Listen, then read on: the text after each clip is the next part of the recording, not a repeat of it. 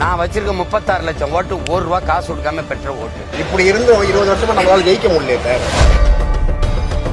நான் ஜெயிக்கல, என்ன உங்களுக்கு பிரச்சனை? ஜெயிக்கல, என்ன பிரச்சனை? ஜெயிக்க முடியலையே அப்படின்னு நீங்க என்ன ஓட்டு போட்டீங்களா?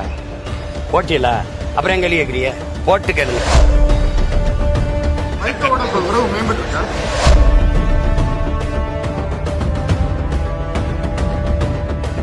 நான் வச்சிருக்க 36 லட்சம் ஓட்டு ₹1 காசு கொடுக்காம பெற்ற ஓட்டு. இந்த கட்சியில ஏதாவது ஒண்ணு சொல்ல சொல்லுங்க. நீங்க சொல்லுங்க, யாராவது கேட்டு சொல்லுங்க. இல்ல சார், இப்படி இருந்தும் இந்த போட்டியை தான் நீங்க பாக்கணுமே இல்லையா? எந்த கட்சிக்கும் போட்டி? அது இப்படி இருந்தும் 20 வருஷமா நம்மளால ஜெயிக்க முடியல சார். நீங்க 20 வருஷங்கிறீங்க, நானே தேர்தல் அரசியலுக்கு வந்து 10 வருஷம் தான் ஆகுது. நீங்க திருப்பி 20 வருஷம்ன்றீங்க. ஏன் அவ்வளவு வெறுப்பு இருக்கு என் மேல உங்களுக்கு? நான் ஜெயிக்கல, என்ன உங்களுக்கு பிரச்சனை? ஜெயிக்கல, என்ன பிரச்சனை? ஜெயிக்க முடியலையே அப்படின்னு நீங்க என்ன ஓட்டு போட்டீங்களா? போட்டீங்களா? அப்புறம் எங்க கேட்குறீங்க? போட்டு கேளுங்க, ஜெயிப்பேன்.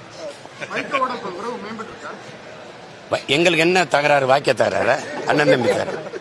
கருத்தையெல்லாம் அண்ணன் அவங்க ஒரு கட்சி வச்சிருக்காங்க, நாங்க ஒரு கட்சி இருக்கோம். அது ஒரு திராவிட கோட்பாடு, நாங்க தமிழ் தேசிய கோட்பாடு. அதுல அண்ணன் தம்பி உறவு வேற, இது வேற. இப்ப வந்து தமிழிசை அம்மா இங்க இருக்கும்போது ஐயா குமரி ஆனந்தன் காங்கிரஸ்ல இல்லையா? சொல்லுங்க.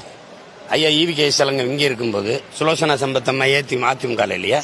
கருத்து வேற, அண்ணன் தம்பி உறவு வேற. போட்டு குழப்பிக்காதீங்க, புரியுதா? மனித நாகரிகமற்ற ஒரு இனமா தமிழன் வந்துடக்கூடாது, புரியுதா? இது மனித மாண்பு. அண்ணன் உடம்பு முடியாம இருக்காருன்னா மருத்துவமனையில் பாக்குறது தம்பியோட கடமை, அது வேற. நான் எங்க அப்பா இறந்ததுக்கு முதல்ல அழைச்சி பேசினாரு. நான் அம்மா மாரியம்மா இறந்ததுக்கு ஊருக்கு போய் துக்கம் விசாரிச்சேன். அதெல்லாம் நீங்க போயிட்டு இந்த இருக்கிற கொஞ்ச நெஞ்ச நாகரிகத்தையும் கொலை செஞ்சிடாதீங்க.